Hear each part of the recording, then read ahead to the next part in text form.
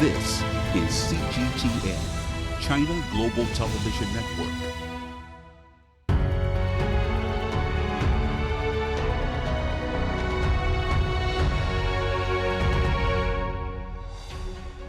The world's 5 leading emerging economies are meeting in Johannesburg, South Africa for the 15th BRICS Summit. The 5 BRICS countries, Brazil, Russia, India, China and South Africa, will discuss cooperation in various fields, new growth opportunities and sustainable development for the Global South. Leaders of 5 BRICS countries will give their opening remarks to kick off the summit. You're now watching CGTN's special program on the BRICS Summit. I'm Wang Mengmang in Beijing. Chinese President Xi Jinping has just held talks with South African President Cyril Ramaphosa in Pretoria. Now, this is President Xi's 4th state visit to South Africa. During their meeting, Xi cited the long-standing and fruitful collaboration between the two nations over the years.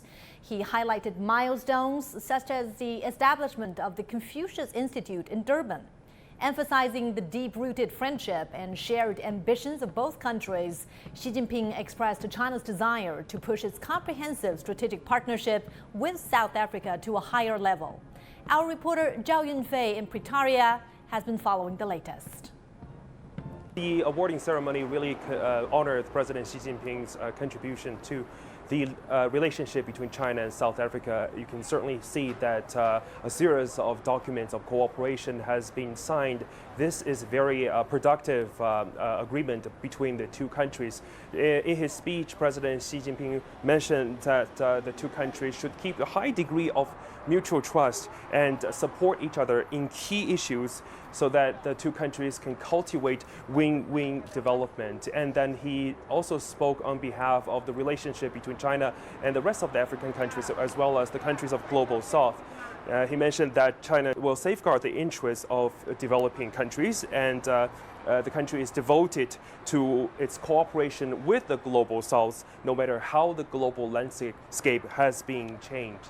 Now, speaking of cooperation and win-win rather than confrontation, that's the major theme for the upcoming BRICS Summit. And the whole world is looking forward to see how the BRICS members and their friends is working together to cope for a world, a new type of world governance, which is currently dominated by the West. Now, President Xi also said that he will co-host a forum, a dialogue between leaders of China and African countries. And President Xi says that that will put a strong impetus into the ties between China and African nations. That's Zhao Yunfei following the latest for us from Pretoria. And now let's get some more insights on President Xi's visit. And we are pleased to be joined by Professor Zhang Gung from the University of International Business and Economics. Professor, thank you for joining us on our special program. So quite an eventful first day of President Xi's visit to South Africa. There was the welcoming ceremony, the award ceremony for President Xi on this Order of South Africa, which is the highest honor to be given to people making contribution to the development of the country. And then the two heads of state also witnessed the signing of important cooperation documents. I want to get your thoughts on the proceedings so far today as President Xi is welcomed to South Africa. Well, thank you very much for having me, Mama. I think, so far, so good. There's a series of events that President Xi has participated. It appears he's very busy right now over there. We have to keep in mind this is not just about a BRICS summit. President Xi is also making a state visit to South Africa. I think the news are coming out about details of these agreements signed by the two sides. I think what's probably more informative from my perspective is the article President Xi just published in a newspaper in South Africa, describing and talking about a very comprehensive way the issues facing Africa and China, and particularly the relationship between China and South Africa. I think it's very informative. It lays out a lot of content that will be serving as a guiding elements for the future relationship between the two countries. Sure, and during talks with his South African counterpart, Cyril Ramaphosa, President Xi said that China is ready to push the bilateral relations, the comprehensive strategic partnership, to a new level. Help us understand the significance this relationship carries and what would be the driving forces to take it to the next level. Well, I think in a way, South Africa is very special from the African continent's perspective. It's the largest economy. It's also serving a leadership role from a political perspective on behalf of the entire Africa continent. South Africa is the only African member of the BRICS forum right now. It's China and South Africa also has a very special relationship. South Africa is China's largest trading partner on the African continent. The special relationship goes back many years, as actually mentioned by President Xi in his article, that this relationship can be traced back to the African National Congress fighting apartheid in those days. It's a very special relationship, and I think when we talk about the next level, I think it goes beyond just a bilateral relationship, in a sense that South Africa and China plays a particular role on a global stage, exerting global influence in terms of representing the global South, in terms of speaking for Africa, particularly from Africa's perspective. So I think it's in that sense that the two countries form strong relationship in fighting for multilateralism, in fighting for the voices from the global South, in fighting for peace and prosperity belonging to the developing world. I think these are the kind of things that President Xi is talking about. Right, and as we said before, this is President Xi Jinping's fourth visit to South Africa in his capacity as the Chinese president. And this visit comes as the two countries are celebrating 25 years of diplomatic relations. Help us understand some of the most notable achievements between the two countries over the past 25 years, if you were name a few. Yeah, well, I think first of all, it's the economic relationship. South Africa is the country which sees the largest amount of investment from China. I can just mention a couple of auto joint ventures in South Africa. Joint ventures to make solar panels, which is becoming more and more important in terms of serving the energy need in Africa. And a couple of other very important ventures. From a trade perspective, that goes without saying that China and South Africa have a very strong trade relationship. So these are from the economic perspective. But I think even from the perspective of global politics, China and South Africa cooperate very closely on a range of issues. Important issues. We are the strong defenders of multilateralism. We're also the strong defenders of the what I call the neutrality camp. In this conflict in Ukraine, I think this is actually very important. The West is exerting a lot of pressure on other countries, and in a way also accusing China of being siding with Russia. I think both South Africa and China, as the representative of the BRICS countries, as a representative of the emerging market countries and global South in general, stand firm in terms of maintaining their neutrality position. Right, and both President Xi and President Ramaphosa spoke about the level of trust, not just political trust, but also understanding and trust between the peoples of the two nations. President Xi particularly spoke about witnessing the establishment of the Confucius Institute at the Durban University of Technology. And just a few days ago, he replied a letter to, from faculty and students from that institute, encouraging them to make further contribution to bilateral ties. What role do you think people-to-people exchanges play in help facilitating and enhancing bilateral relations and facilitating understanding between the peoples? Well, this is actually extremely important moment. I've been teaching these courses to mid-level to higher level government officials from Africa for some time. And one of the questions often raised in my class is with respect to the difference between what China is doing today versus, in the old days, the colonialism initiated by the European countries. I mean, there's a lot of acquisition emanating from Europe, emanating from North America, saying that what China is doing today, is no different from, the colonists did, many years ago in Africa. European colonists did many years ago. I think a defining difference is exactly what you're talking about: the people-to-people exchange. Chinese companies go to Africa not just to trade, not just to make investment. Behind this is also very strong level of people-to-people exchanges between China and African countries. I myself, for example, have quite a few African students, and this is no coincidence that Chinese universities have established Confucius Institutes across African continent, to help African people to learn Chinese, to get better versed in Chinese culture.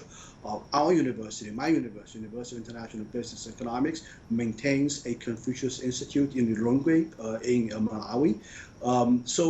There are many examples like that. And I think, truly, I can say that African people are really enamored with Chinese culture. Just from interacting with my own students, just by reading, the stories of a lot of African students studying in China. This is very common in my view.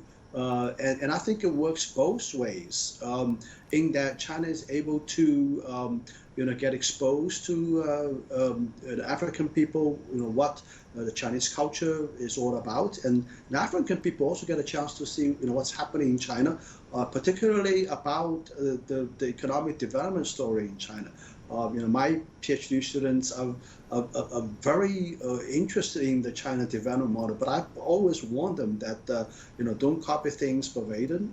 You have to take your own statistics into consideration. So anyway, these are the kind of things that a country, that two countries or the African continent countries and China can interact on the same equal footing. We are not going there acting as colonists.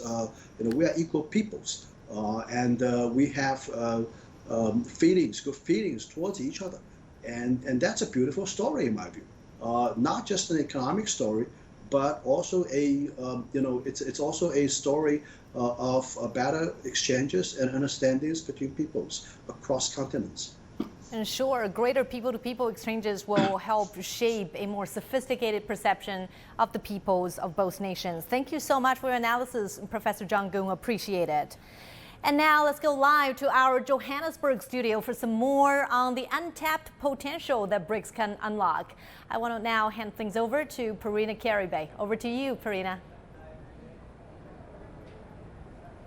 Well, Wang Mangmang, thank you very much. It's been a really busy day here. The summit officially got underway today, and there's been very many discussions that have come up as the day has progressed. It's not over yet, still lots more to come, at least for the next 2 days. But we do have with us in studio Tembisa Fakude. He is a Senior Research Fellow, Africa-Asia Dialogues, to just help us unpack some of the topics that have emerged as these conversations continue.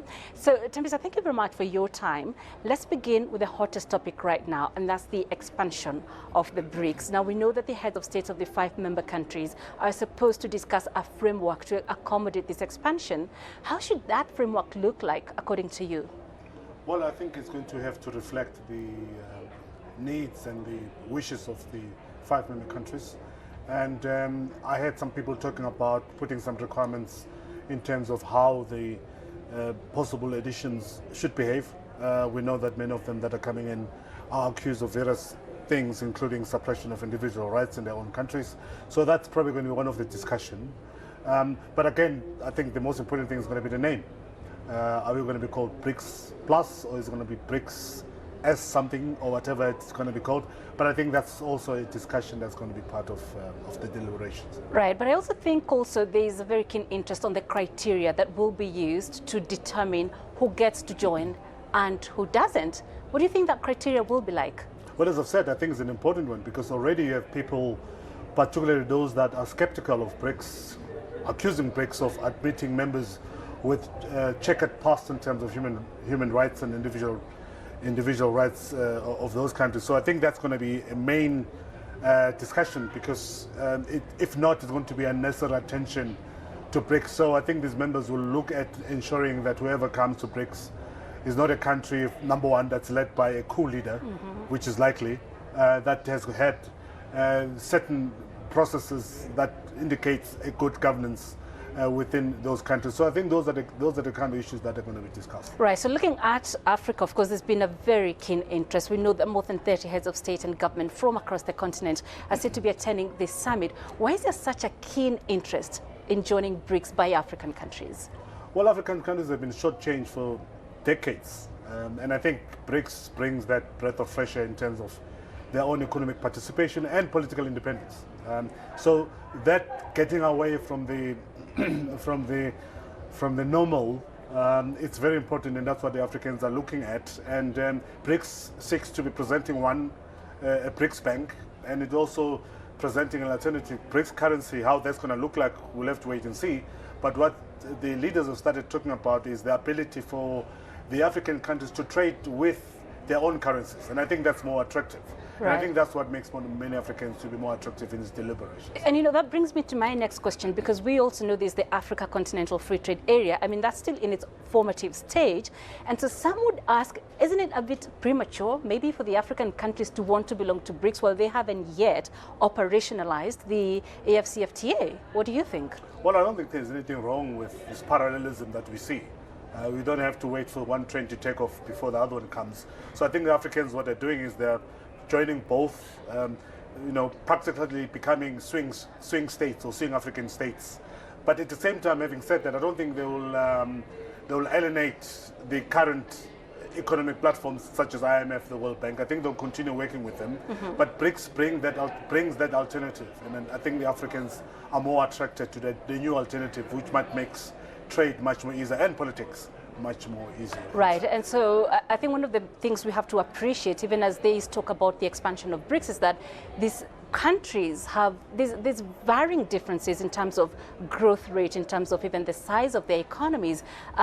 Some of the grievances, especially African countries, have had with their traditional trading partners is that there is a trade imbalance. So how do they ensure that this problem is not transferred into the BRICS once they expand it?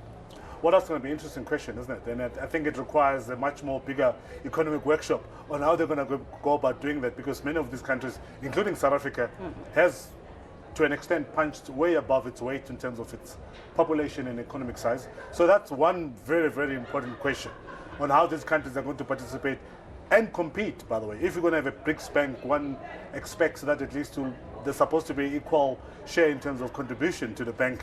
But I don't think the Africans and those countries that are intending coming in from Africa can actually afford. Right. And also, Africa is joining at a time there's also quite a number of challenges that Africa is facing: insecurity, terrorism, a weakening currency, and also, just talking also about food insecurity in general. So some might be curious to know, what is it Africa is bringing on board as it joins this trade bloc? Yeah. Well, Africa is bringing on board raw material. Africa is bringing on board edible land. Africa is bringing on board very young and enthusiastic population. And Africa is bringing the sunshine, which is what I think many of these countries need. So there's a lot that Africa is bringing. But for me, in particular, are the young people that we continue seeing crossing the dangerous waters of the Mediterranean, seeking opportunities elsewhere. So these kind of opportunities, I think, will keep the young Africans in the continent. But it's also human resources is essential in terms of economic advancement. So that's an advantage. But importantly, raw material. We know, for example, we've heard that France will be going through load shedding because of their disturbance in terms of extracting the uranium from Niger. So those are the kind of things I think that Africa is going to be bringing in, raw material, which is essential to global economic development. Right, but let's talk also about the impact this expanded BRICS will have on the countries that will join. Talk to us about that and how they can leverage on that opportunity to grow themselves as emerging economies. Well, importantly is that being part of BRICS is prestige. South Africa has been the only country for Africa and BRICS. Now we get a chance of adding these other countries. So it brings that prestige.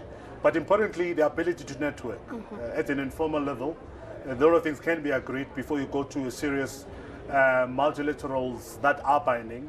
So Africans now have a place where they can negotiate, where they can lobby, where they can talk about their own economic advancement and ambitions in BRICS before they reach other multilateral levels. So this brings, to an extent, power behind the bargaining capabilities of Africa henceforth.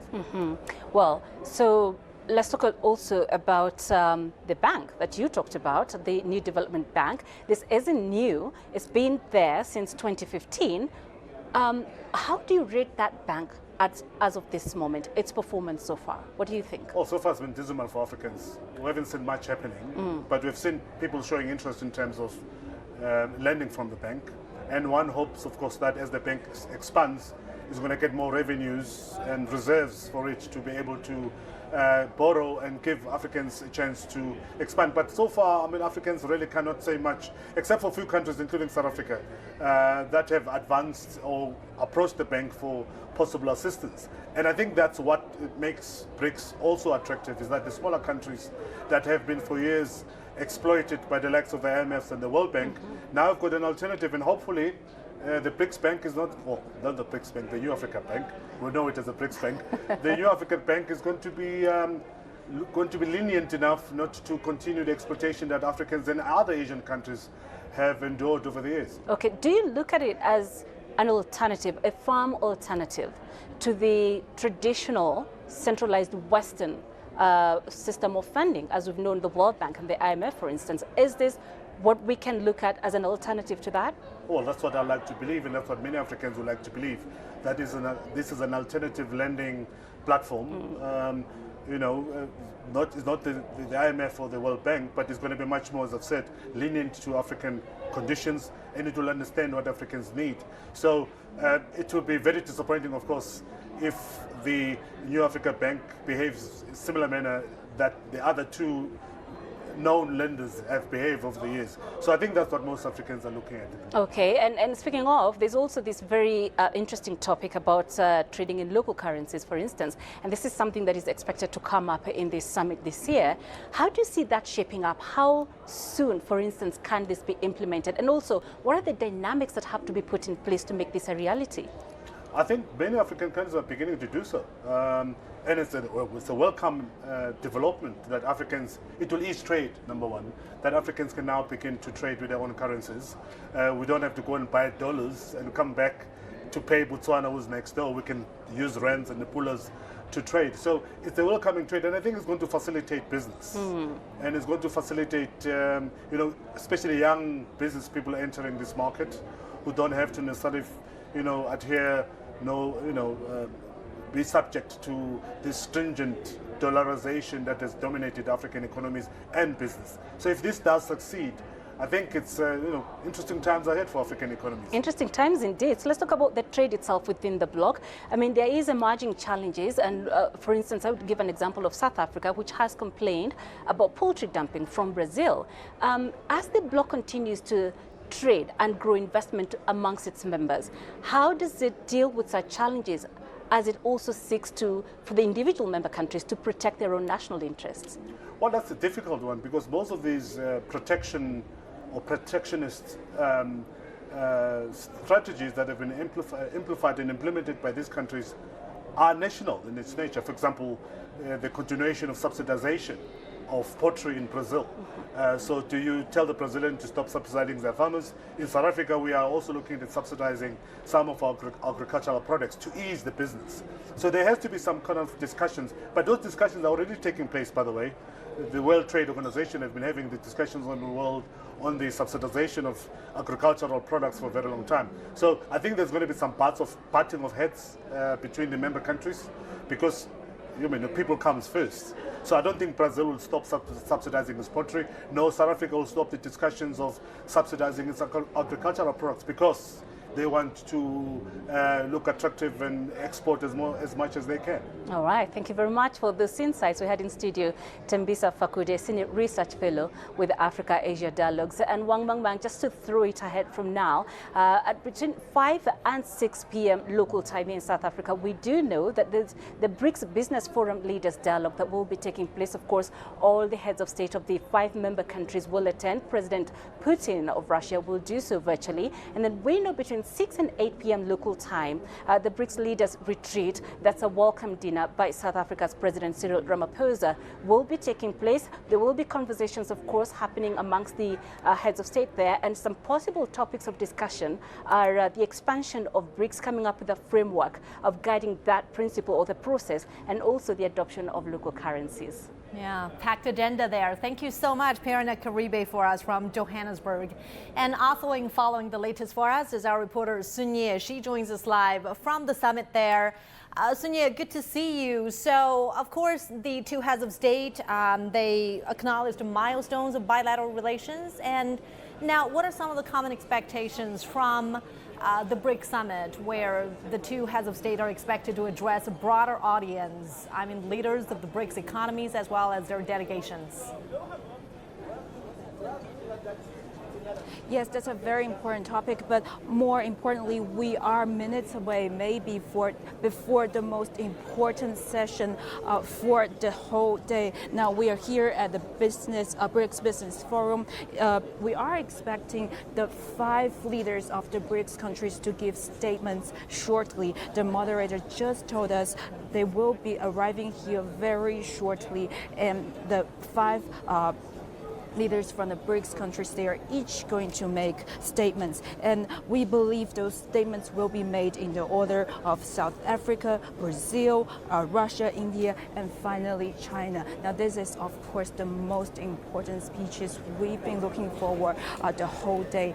We've been here the whole day and hearing all kinds of discussions between BRICS people from the BRICS countries, from all across the industries, and those are really just setting up to the big moment that we expect to be arriving shortly. Now we've been here waiting for a few minutes now. You will see everyone is anxious. The music is quieting down because we are expecting the leaders to arrive shortly. And again, the moderator said the leaders, they have been coming, they are right now on their way to this convention center from different parts of the city, and we do expect them to arrive very shortly. Mama. Yeah, and so also Perina just now gave us a preview of the events that's expected to happen for the rest of the day. What else can you tell us about the specific events?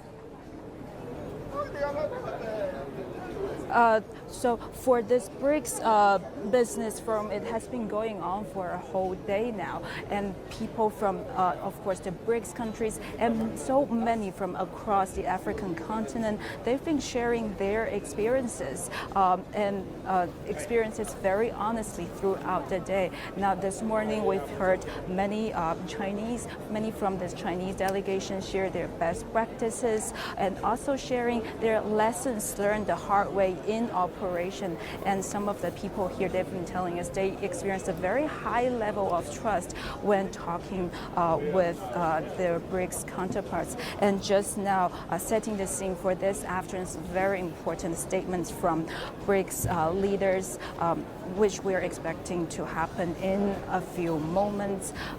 The chair also addressed each other as brothers from China, brothers from India. So I guess that's the atmosphere we are feeling right now. Mama. Well, thanks so much, Sun Ye. Of course, excitement is building up there in Johannesburg, and we'll certainly bring you live coverage of that. And now let's take that conversation further. I'm pleased to be joined here in our studio by Mr. Teng Jianqun. He's director of the Diplomacy Studies Center at Hunan Normal University. And thank you so much for joining us, Professor, on our program. So as we heard right now, the theme of the 2023 BRICS Summit is BRICS and Africa, Partnership for Mutually Accelerated Growth, Sustainable Development, and Inclusive Multilateralism. How would you understand this theme, and how does it tie in with you know, the complexity of the intertwined issues shaping the world political landscape? Yeah, at least after 3 years of COVID-19, we are facing a very difficult time for the recovery of our society.